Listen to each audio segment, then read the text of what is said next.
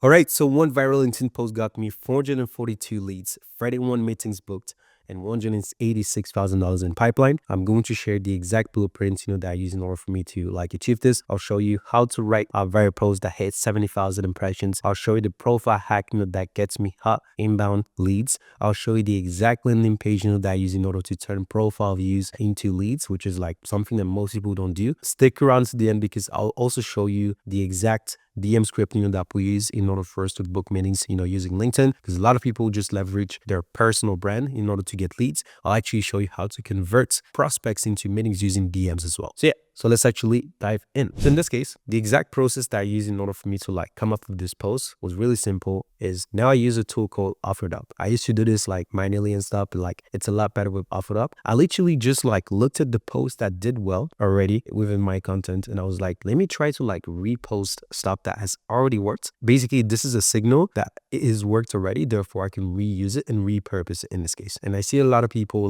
who try to be creative with their content. I would say always go for the thing that's is going to work in this case. So literally what I did, I believe I did this with, let me just find it real quick. Yeah, this one. Cool. So I was like, one LinkedIn post got me 36,000 impressions, 200 leads, 18 meetings booked, 135,000 in pipeline using lead magnets, and basically I go over, okay, I'm giving away this and this and that, so this post was posted, let me see. We posted on November. So I was like, okay, so this one has worked already and it got us leads, How do I know that? Simply because I have a profile that essentially tells me whenever a post gets me leads or not. And I'll show you in a sec exactly how to do that for yourself. But essentially I was like, okay, so this one got us leads already. So I should probably repost it because I always try to improve my posts so that way I can get 1% better every time that I usually post. So I try to improve the hook. If I don't try to improve the hook, I'll try to improve the actual copy of the post. If not that, I'll try to improve the layout of the post. So how readable is it, for someone to go for my post, I'll try to improve the call to action. I'll try to improve the visual. And as you can see, this one got us 69 comments, 69 people saying, yes, I want this. I want the lead magnet, 2,000 impressions, and 24 likes, So we went from this to essentially having a post that generated nearly 10x the engagement. It was this one. Why? Because I made the post a lot better and I improved the post in this case. So the hook is a lot shorter in this case. I went from a huge chunk of text, to one line. One viral LinkedIn post got me 600 plus leads, 30 meetings booked, and 180,000 in pipeline, And it's more appealing to read simply because there's an actual format. I call this the staircase, format. It's really appealing, to watch. In this 72-minute training, you'll see how to write viral posts that hit 150,000 impressions, profile hack that gets me hot inbound leads, how to get clients from company without a big brand, the exact DM scripts to book meetings on LinkedIn, and then from there I tag a few people and yeah. But the other thing as well is I actually improved the image itself. I went from just a random GIF, to having an actual image, that looks better and that grabs the attention. So ultimately, what made this post perform a lot better is basically the copy was better, the visual was better, so it made people stop. There are two things that typically matter when it comes to your post. So the first thing is your hook. Typically you have 3 hooks. The first hook is essentially your first line, Your second hook is then the second line. So some people call this the rehook. So let's call it the rehook. And the third hook, so you have all the text, right? But the third hook is basically your image, because this is the thing that people are going to see and that will make them stop scrolling. You could argue that the image is even more important than the actual hook, simply because it's way bigger.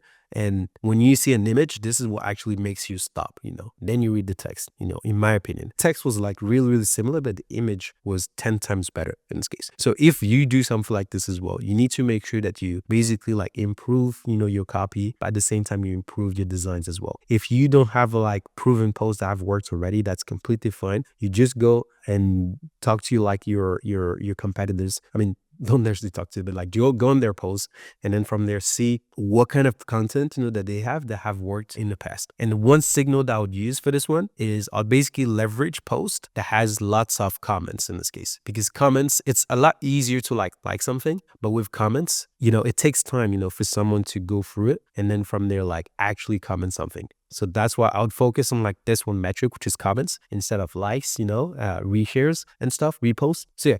So that's part one. So I basically like focus on creating piece of content, that generated attention. And obviously like I picked a topic, that I knew that was going to work simply because like people want to get more leads. In your case, you need to figure out what's like the thing that my ideal client is going to care about. And then from it, let me write about it. Other reason why this worked really well is obviously this is a lead magnet. So lead magnets tends to perform better than like regular posts, at least for me, simply because people actually want that free resource and they want to know how I was able to like write one viral lead magnet in this case. So I'm on my profile right now, and essentially like there are a couple of things, that really helps me to generate leads. But the main thing is like I view my profile not as like a resume like most people are doing, or a mean to for people to just book a call. I view my profile as a mean to like convince them, and then from there make them take an action in this case. If you go on my profile, you'll notice that like the call to action is always the same. It's like interested, visit leadsup.com. Everything on the profile literally is designed in a way to turn like profile views and viewers into actual leads. That's the only action that I want them to take. Now, most people, what they do is they go ahead and like add a Calendly page. And I used to do this as well. I used to actually recommend this to people with like this. Trust me, don't do it. It doesn't work. It's not worth it. Simply because you're not able to like collect leads, so it means that if someone literally goes on your Calendly page, they go ahead and schedule a call. They might book, but they might not book. So what you'd want to do instead is basically having like some sort of landing page that allows you to essentially capture leads. And I'll show you like the actual landing page in a sec. But the main call to action is leadsup.com. Go to leadsup.com. And the one hack, that I can guarantee you like that will allow you to book more meetings whenever you post content is simply to add your website link right there. Simply because like people actually go ahead and click on this. So they actually like copy this, and then from there they go ahead and like paste it in their browser in order for them to go to the web and on the website. How do I know this? Simply because like we track, we have like a different calendar and different websites for different platforms. So if someone clicks on this one and books from this link, I already know that it's from this link simply because it's not the same website. It is the same website, but it's not really the same website. I just changed like the calendar link and it's a different calendar link. So I know, okay, so people actually click on this, and we've noticed like most people don't actually click on this in order for them to book a call. Most people actually just go here and go directly on leadsup.com, or even type it out on their phone when they see it in this case. That's why this stuff is so powerful. Even with this, like stop chasing clients, let them come to you, use the business influence funnel to attract warm leads, visit leadsup.com, and same thing right there. But with this, what we've actually done, it's a different landing page I'm like testing out. It's basically like a free course, which if you don't have access to, you should check it out. Like it's amazing. Like if you're looking to make your first sale, your next sale on LinkedIn, this is like the thing that you need in order for you to get there. It's like value packed. But yeah, that's outside the point. But let's go back on Lita. I'll actually show you like the actual landing page. So I made an experimentation. I'm trying to like make the course, the main thing so that people can go through it, take the course, opt in this case. But this is the website that people go on in this case. And what happens is like, obviously we have the text right there, but at the same time, there is a video sales letter, that's designed to create an epiphany. So an epiphany is whenever like they have that wow moment. So like, okay, I didn't think of it that way. I didn't know like you could do this like that. And in this case, this video convinced the person to essentially book a call. Then from there, they go ahead and click on interested, let's chat. And guess what? They enter their full name, email, and phone number, and they go ahead and book a demo. Then they're redirected to another page. Let me actually do it that we can see it. I'll opt in. So Greg, I'll just do test.com, book a demo. Then from there, they're redirected to, guessed it, so the Calendly link in this case.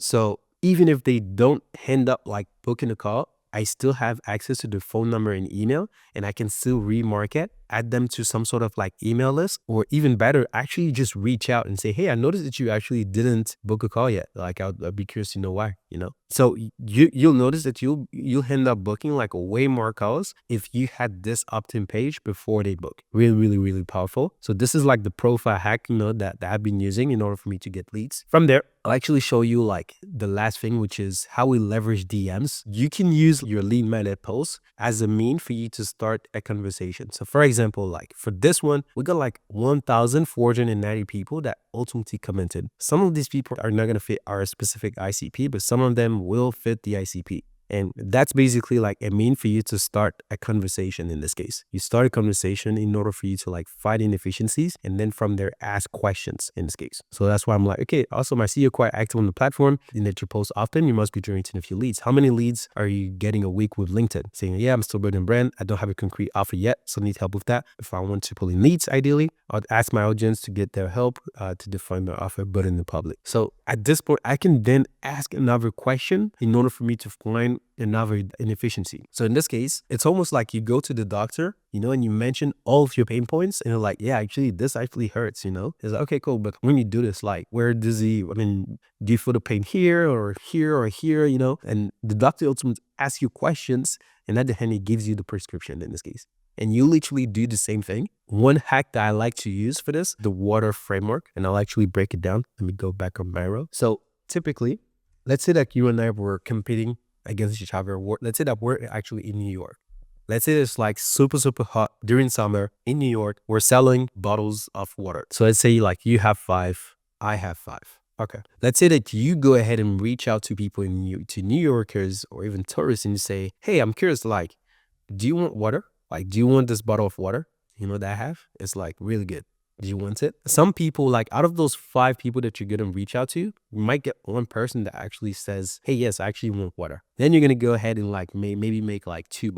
So $2. Let's say that I do the same thing and instead of saying, hey, do you want water? I actually tell them like, hey, are you thirsty? And I say this to 5 people. And like, let's say that those 5 people, don't tell me that they're thirsty. Or maybe let's say just one person that's thirsty. I go to like other people and I ask them, okay, I'm curious, like, are you thirsty? I'll find like 5 people that tell me that are actually thirsty and want to drink. And then I'll say, hey, do you want water? You spent, let's say, the time asking people if they wanted the water. And I spent my time asking them if they were thirsty and then telling them, if you're thirsty, I actually have this bottle of water. Do you want it? The bottle becomes a no-brainer whenever you do it that way, simply because you ask them if they wanted the thing in the first place. So that's how you basically have to do it with the DMs. You ask questions and at the end, like you just ask them if they want the water simply because they said that they were thirsty in the first place. That's it. That's why this stuff is so powerful. Let's say you generated $2, I have 5, so I generated like 10 in this case. So I made like more money simply because I asked a better question in this case. This is a dollar sign. So yeah, that's basically like the approach. That's like the actual secret when it comes to asking questions. I'd recommend as well to like ask open-ended question. These tend to work better. If I ask you an open-ended question, you have to think about it. And then if you just like say to someone, cool, I'm curious, like, do you need this? And it's a yes or no, the reply rate is going to be a bit lower than if you were to say, okay, so I'm curious, like, are you mainly doing this or doing that? I mean, how are you exactly doing X, Y, and Z right now? You have to think about the answer. Therefore, the reply rate is a lot higher in this case. Don't ask me why, like that's just what it is. I've tested this out, with multiple people, cold market, warm market, hot market. It's always the same thing. That's basically like how we got like 31 meetings in 7 days and how we're booking meetings, leveraging our profile, but also leveraging DMs as well. So if you want like help with something like this and you want to essentially like install this inside of your business, some of you guys, are going to see this, you're going to go ahead and implement it and I want this. But some of you guys are like, I just want to go faster. And if you want to go faster, there's going to be like a video that you'll be able to watch. It's going to walk you through exactly how we can help. Then at the end, you basically go ahead and book a call so that way we can see if we can help you in the first place. And yeah, I'd love to see if we can help. And yeah, that's pretty much it. Take care.